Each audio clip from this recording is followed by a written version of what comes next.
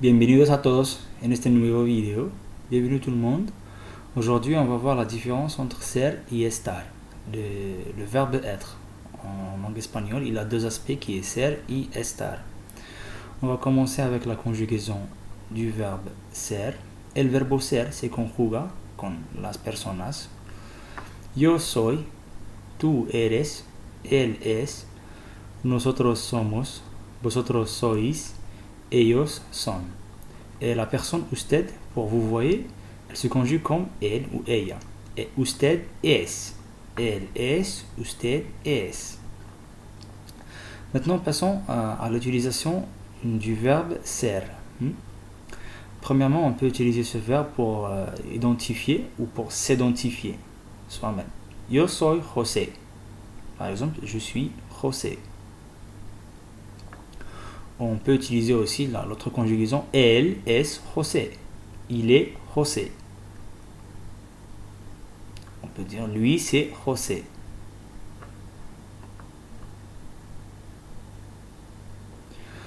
On peut aussi décrire avec ser, bien sûr. Des exemples, yo soy moreno, je suis brun. Mi hermano es alto y delgado. Mon frère est grand de taille et maigre. Mi amiga es simpática y guapa. Mon ami est sympathique et belle.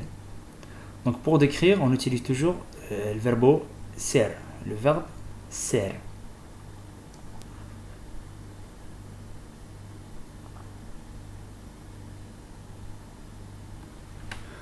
Pour la prochaine utilisation, es decir la profesión y la actividad. C'est dire la profession, le métier et l'activité. Les exemples sont yo soy mecánico, yo soy estudiante, je suis mécanicien, je suis étudiant. Donc pour dire la profession, le métier, il faut utiliser le verbe ser.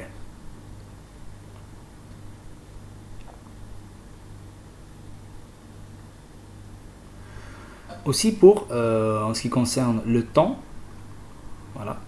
Par exemple, la fecha, la date, on utilise el verbo ser. Disons, somos el 4 de octubre de 2019.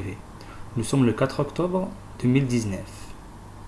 Et aussi la hora, l'heure, par exemple, es la 1:00 de la tarde. C'est 1h de l'après-midi. O son las 9:15 de la mañana, par exemple. L'autre utilisation, c'est el origen et la nacionalidad. On doit utiliser aussi le verbe ser. Dans ce cas, c'est obligatoire. La mesa es de madera, donc l'origine de la table est le bois. Julia es de Rusia. Julia es rusa. Julia est russe. Voilà, ou Julia vient de la Russie.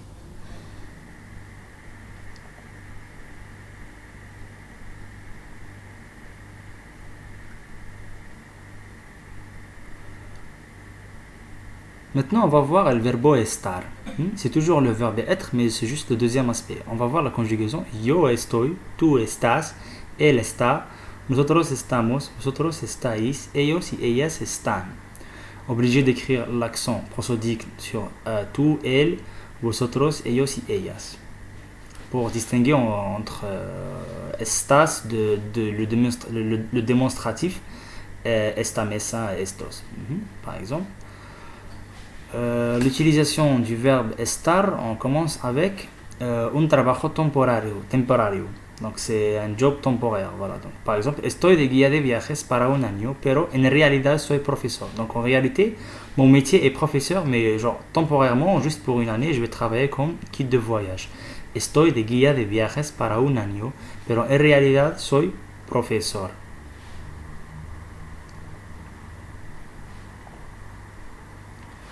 L'autre utilisation, qu'on va voir maintenant, decir el estado social, c'est l'état social. Par exemple, estoy casado, je suis marié. Estoy vivo, je suis vivant. Estoy comprometido, je suis fiancé. Estoy en paro, je suis au chômage. Estoy divorciado, je suis divorcé. Donc, pour utiliser l'état social, c'est obligatoire d'utiliser le verbe estar.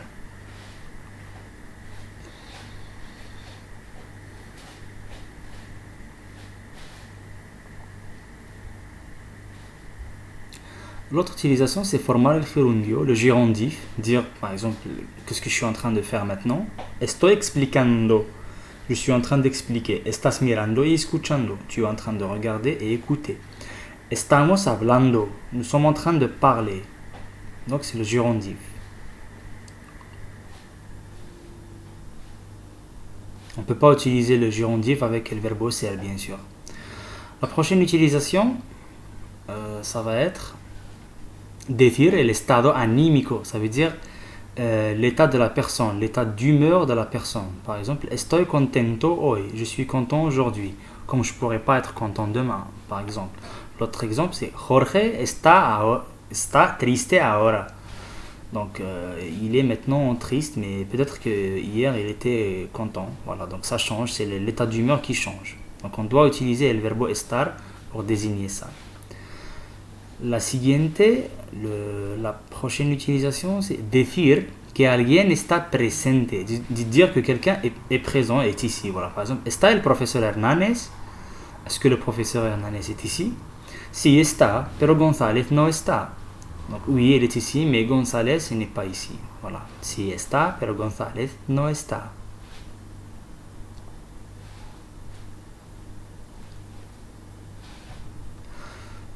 Passons à la prochaine utilisation. Localizar. Donc pour localiser, dire le lieu ou localiser quelque part, voilà. La botella está sobre la mesa. La bouteille est sur la table.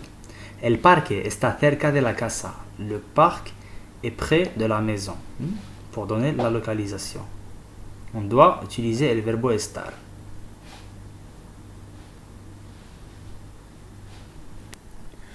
Maintenant, passons à la prochaine utilisation, c'est decir el estado físico. Donc, c'est le deuxième type. Le premier, c'était anímico. Maintenant, ça sera físico. La carne está congelada.